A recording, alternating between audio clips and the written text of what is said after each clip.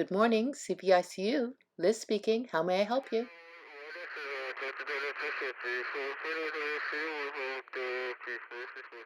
Okay, yes, I do understand. Yes, I understand. It's hard to believe, but I will look at it right away. Thank you. Okay, so what we have here is a Precedex strip, pretty standard order with titration to a RAS of 0 to -2. So the Precedex is running at the max dose of 1.2 mics per kilo per hour, and that's okay. That's what the max dose is ordered at. It's been running at that dose for 8 hours now. So I know that after 8 hours at goal, we should be decreasing the rate of the drip. So we didn't decrease the drip here at all, and even worse, if you look at the RAS, you can see that we're charting a RAS of -3 to -5, -5 being unarousable. It is interesting, though, that you can see that this patient is actually quite tachypnic, even though he is still being scored as a -5. Moving right along, you see that almost 24 hours later, we're still assigning a RAS of -4, -5, and yet we're still running the Precedex drip at 1.2 mics per kilo per hour.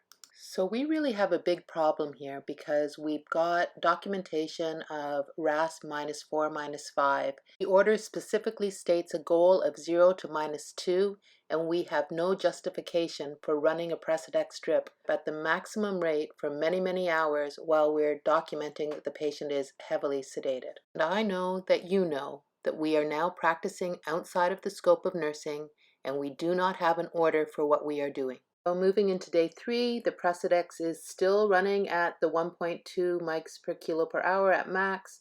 We are still outside the goal. As you can see, we're charting -2 to -3.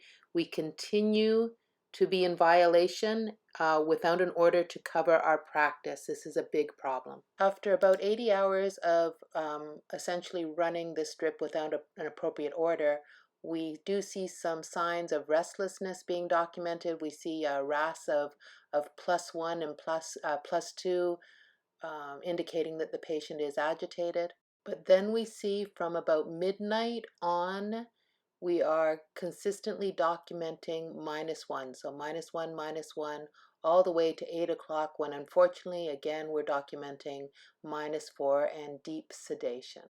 So I know that after 8 hours at being at goal, the order dictates that we wean the Precedex down, and we failed to do that. And we can all see that this patient is very, very difficult. You can see that they swing between being heavily sedated and agitated from 1 hour to the next hour, and we all feel the pain of these nurses. But that does not change the fact that we do not have an order for our practice, and we are practicing outside of our scope. So the question is, what are we going to do when we're faced with this situation? And what I'm going to say is, we cannot put a square peg in a round hole. If your order set does not match what is going on with your patient, then we need to get a different kind of order.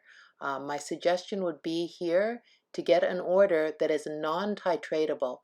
Run the Precedex drip at 1.2 mics.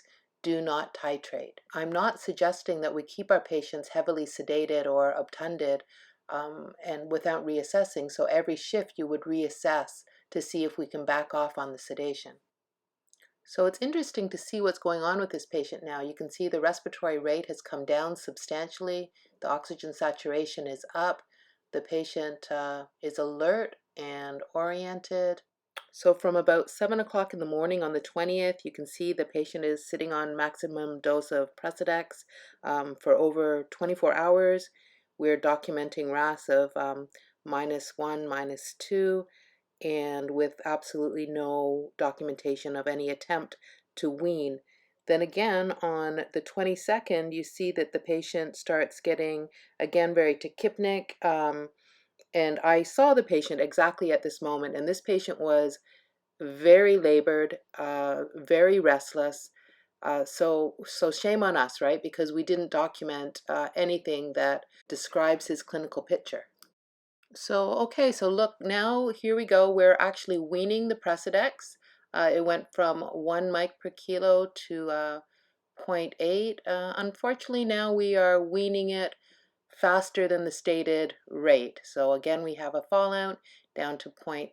The patient is a little bit drowsy. The RAS is at goal.